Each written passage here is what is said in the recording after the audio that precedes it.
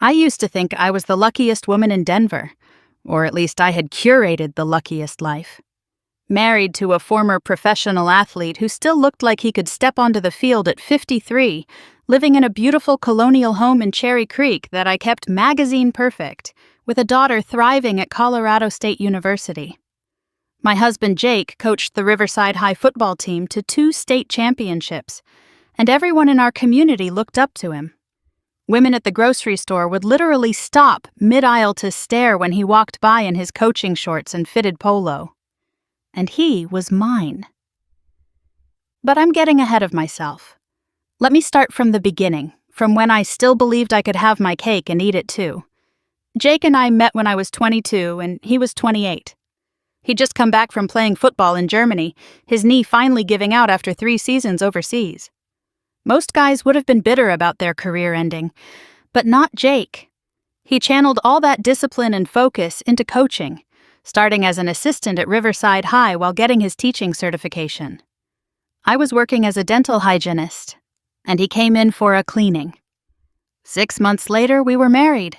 For 25 years, that man treated me like a queen, not in some fake performative way that some men do.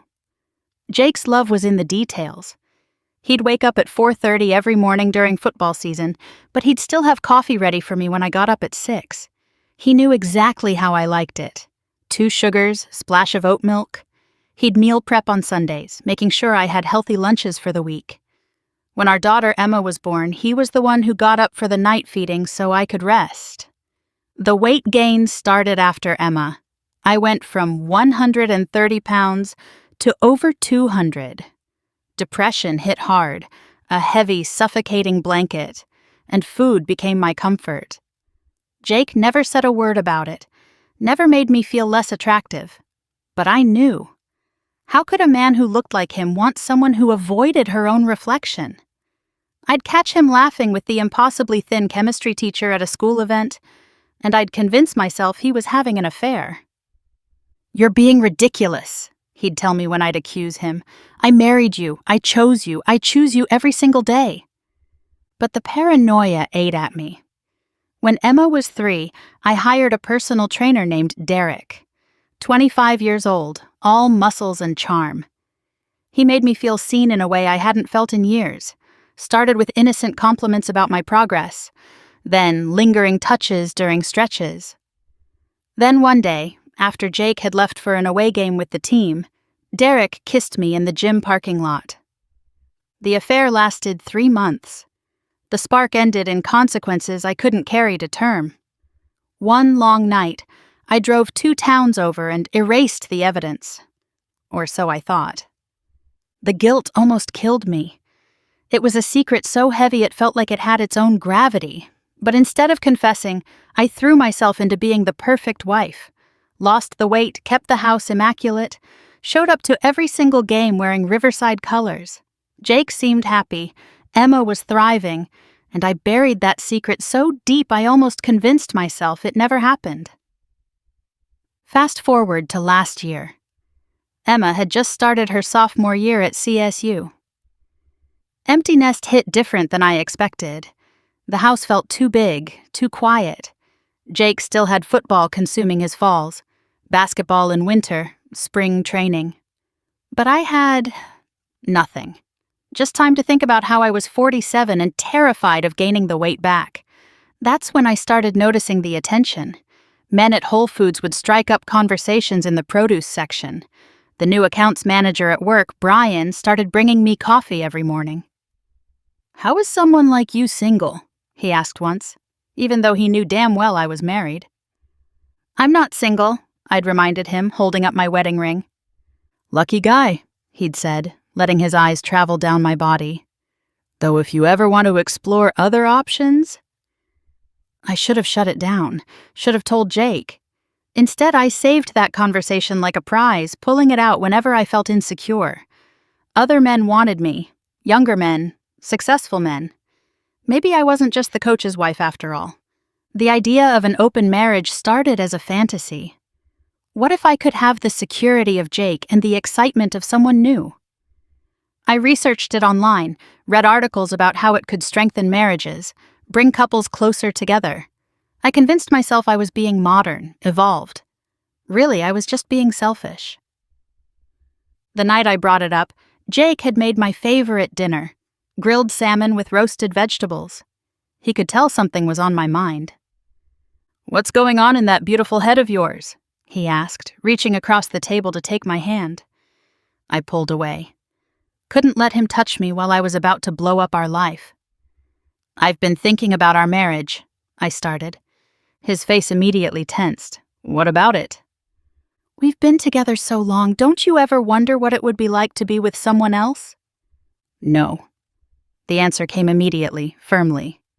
"Do you?" This was my chance to back out, to laugh it off. My heart was hammering against my ribs, a tiny voice screaming, "Stop!" Instead, I doubled down. "I see how you look at other women, Jake. Those young teachers at your school, the moms at the games." He actually laughed. "Are you serious right now? I don't look at anyone but you." "It's okay if you do. In fact," I took a deep breath, "I think we should open our marriage." The silence stretched between us like a chasm. I watched his face cycle through confusion, hurt, anger, before settling on something worse, resignation. "Is this about that Brian guy at your work?" he asked quietly. My stomach dropped. "What? No, how do you even know about Brian?" "You mentioned him several times. How he brings you coffee, how he's so funny." Jake pushed his plate away. "Is that what this is about? You want to sleep with Brian?" "It's not about any specific person," I lied. "I just think we're missing out. We've only been with each other. Don't you want to know what else is out there?" "No," he said again. "I don't, because I have everything I want right here. Or at least, I thought I did." I spent the next hour explaining my reasoning, how it could be just physical, how we'd have rules, no coworkers, no one we knew, no bringing anyone to our house, how it might even spice up our own sex life. "Is our sex life not good enough for you?" he asked, and the hurt in his voice almost made me take it all back. "It's amazing," I said truthfully. "This isn't about you not being enough." "Then what is it about?" I couldn't tell him the truth. That I was terrified of getting fat again, that I needed validation from other men to feel worthy, that I'd already betrayed him once and somehow thought this would even the score. "I just think it could be exciting," I said lamely. "An adventure." Jake stood up, started clearing the dishes. I thought he was going to leave, maybe stay at a hotel. Instead, he turned back to me. "Okay." "Okay?" "If this is what you need, then okay. But I need you to understand something. I'm doing this for you, not for me. I believe in monogamy. I believe in us. But if you need this," he shrugged, "then I'll try." In my head, that sounded like victory. The voice of reason, Jake's voice, was exiting the room, and the applause in my bloodstream drowned out every warning. I should have seen the defeat in his shoulders, should have recognized the beginning of the end. Instead, all I felt was a selfish, soaring excitement. I downloaded Tinder that night while Jake was in the shower. Set up my profile. Married woman in an ethical, non-monogamous relationship, looking for fun, no strings attached. The matches started rolling in immediately, but I already knew who I really wanted. Brian had been flirting for months, making it clear he didn't care about my marriage. The next day at work, I wore a dress I hadn't pulled out in years, red, form-fitting, with a neckline that walked the line between professional and provocative. "Wow," Brian said when he brought my morning coffee. "Special occasion?" "You could say that," I replied, leaning back in my chair. "My husband and I have decided to open our marriage." His eyes lit up like Christmas morning. "Is that so? And how does one apply for consideration?" By lunch, we were at his apartment. By the end of the week, it was a regular thing. The thrill was intoxicating, sneaking around even though I technically had permission. The contrast was sharp. I'd come home from an afternoon of breathless, illicit excitement to find Jake quietly reading on the couch. the gap between us growing wider every day. I was zipping my dress when Brian froze. Footsteps pounded up the apartment stairs. Jake's distinctive cadence. The door handle twitched, then a neighbor shouted down the hall and the footsteps retreated. I laughed it off, but my pulse clanged for hours. Meanwhile, Jake threw himself into football season. Left earlier, came home later. Our intimate life, which had always been passionate despite my insecurities, dwindled to nothing. He'd kiss me goodbye in the morning. A quick peck, nothing like the deep kisses he used to give me. He'd sleep on his side of the bed like there was an invisible wall between us. "Are you seeing anyone?" I asked him one night in October.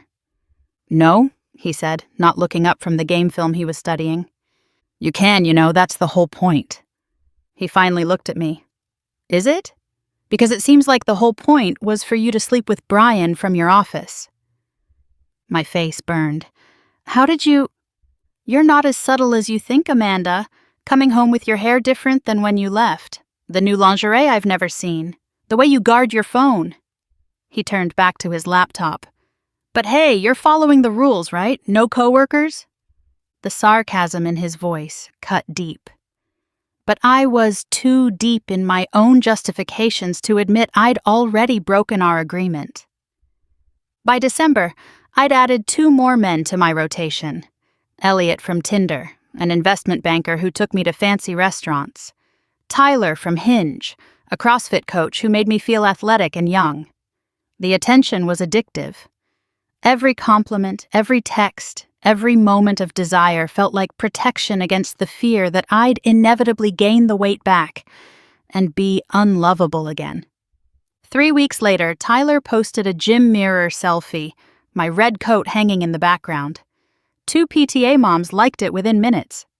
I yanked the post down, but rumor smoke had already left the building. Jake's assistant coach forwarded me the screenshot an hour later with a single question mark. I dumped my phone in a desk drawer and taught myself how to breathe through a paper cup. But Jake seemed happier. He'd stopped leaving early, but he'd come home whistling. He smiled more at dinner. He even started cooking again, elaborate meals he'd never made before. "You seem different," I commented one night over homemade pasta carbonara. "Just trying some new things," he said. "Isn't that what we're doing now? Trying new things?" That's when the paranoia set in. Was he seeing someone? Who was she? Younger, definitely. Prettier than me, absolutely. I started checking his phone when he was in the shower, but found nothing. His car didn't have any suspicious receipts. His clothes didn't smell like perfume. I became obsessed with figuring out who she was. Because there had to be someone. Jake's sex drive was too high for him to be celibate while I was out playing around. The not knowing drove me crazy. At least I was honest about my activities, well, except for the coworker part. He was keeping secrets. The GPS tracker arrived from Amazon on a Tuesday. $30 plus a ridiculous monthly subscription. But I needed to know. My thumb hovered over the app on my phone all afternoon, a sick, nervous energy thrumming through me. Wednesday morning, Jake left at 5:30. I watched the tracker on my phone as his car's little icon went down our street, turned left, then right, then stopped. 2 houses down. At Jessica Palmer's house. Jessica. 26 years old, former lawyer turned high school teacher, restaurant owner. The kind of woman who ran marathons for fun and had her life together before 30. She'd moved to the neighborhood 2 years ago, and every man on the block had suddenly discovered reasons to jog past her house. I threw on a robe and crept to the front window. Jake's silver F-150 sat in her driveway, bold as brass. Not even trying to hide it. The rage that filled me was volcanic. How dare he? How dare she? That was my husband in there, doing God knows what with a woman young enough to be his daughter. I wanted to march down there, bang on the door, cause a scene. Instead, I sat at the kitchen table and waited, watched the tracker as he left her house at 7:15, drove to school. Like it was nothing. Like he hadn't just shattered what was left of our marriage. That evening, I made his favorite meal. Grilled ribeye, medium rare, garlic mashed potatoes, Caesar salad with homemade dressing.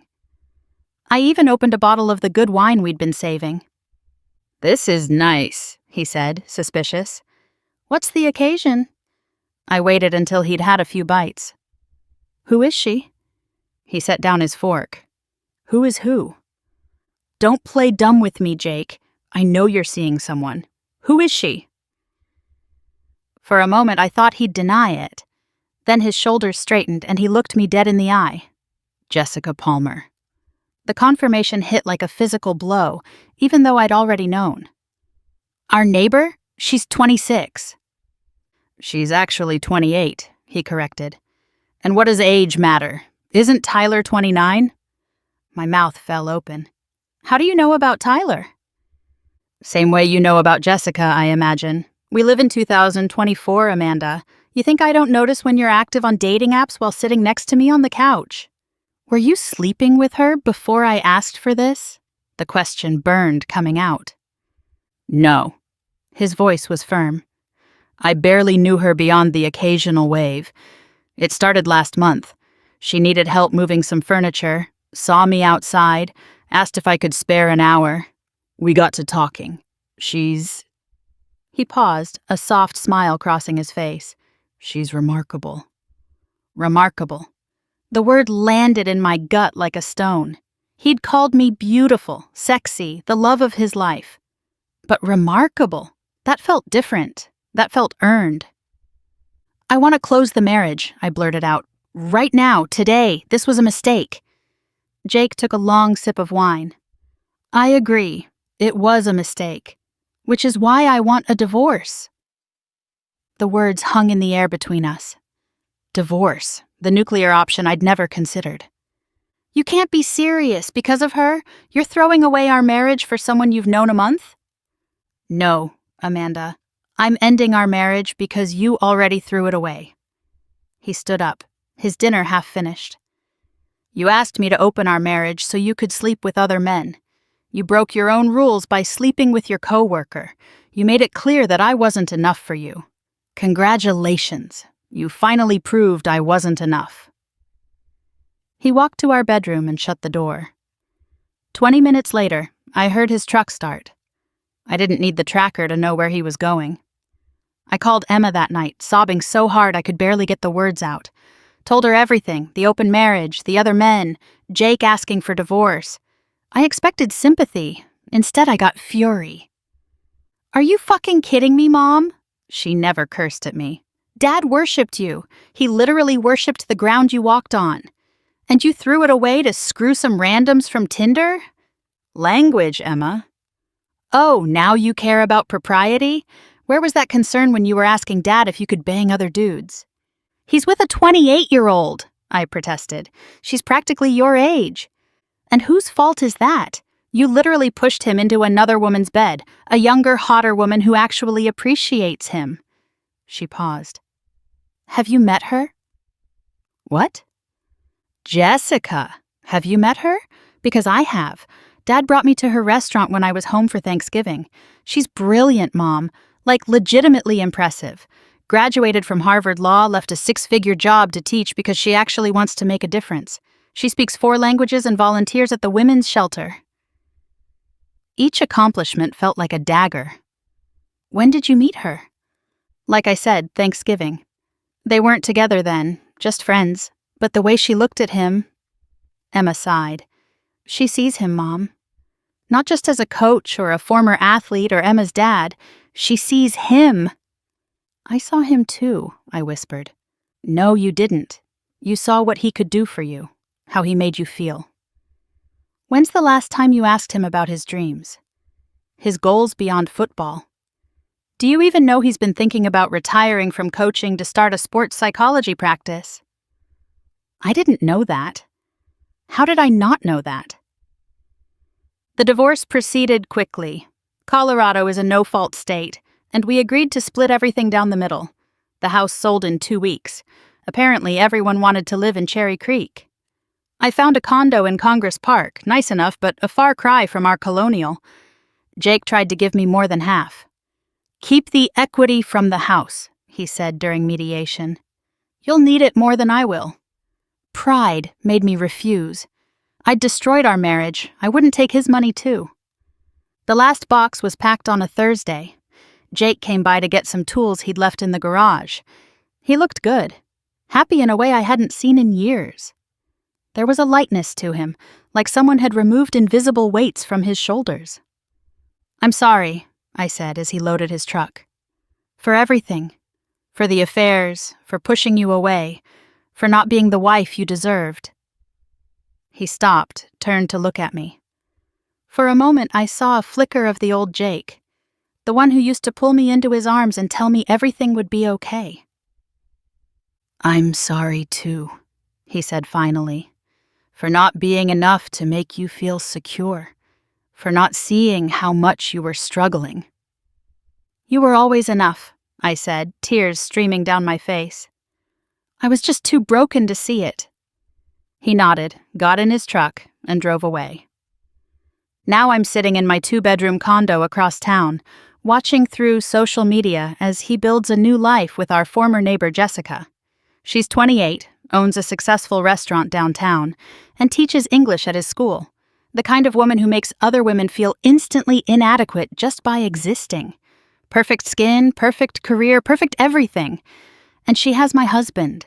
The thing nobody tells you about destroying your own life is how clearly you can see every mistake in hindsight. Every stupid decision that led to this moment plays on repeat in my mind at 3 a.m. when I can't sleep. I pushed him away. I literally handed him over to her on a silver platter. I see them around town sometimes. At Whole Foods, her hand on his arm as they laugh over something in the produce section. At the coffee shop, sharing a newspaper like an old married couple even though they've only been together 6 months. At school events, where she's cheering just as loud as he is, wearing Riverside colors like she's always belonged there. Last Friday, the stadium announcer called for a halftime celebration. Jessica walked onto the field, Riverside colors stretching over a barely there baby bump while Jake beamed beside her. The crowd roared. I applauded, because what else can a ghost do?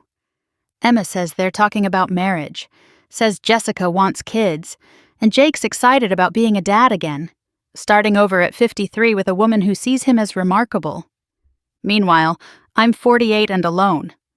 Brian lost interest once the thrill of the forbidden wore off. Elliot and Tyler moved on to newer matches. I tried dating apps as a single woman, but it's different when you're not a bored housewife looking for adventure. The men my age want younger women. The older men want someone to take care of them. And everyone can smell the desperation, the regret that clings to me like cheap perfume. I still work out 6 days a week, still maintain the weight loss that started this whole mess. But now I realize it was never about the weight. Jake loved me at 200 pounds. He'd have loved me at any size because he loved me. I was the one who couldn't see past the surface, who needed external validation to feel worthy.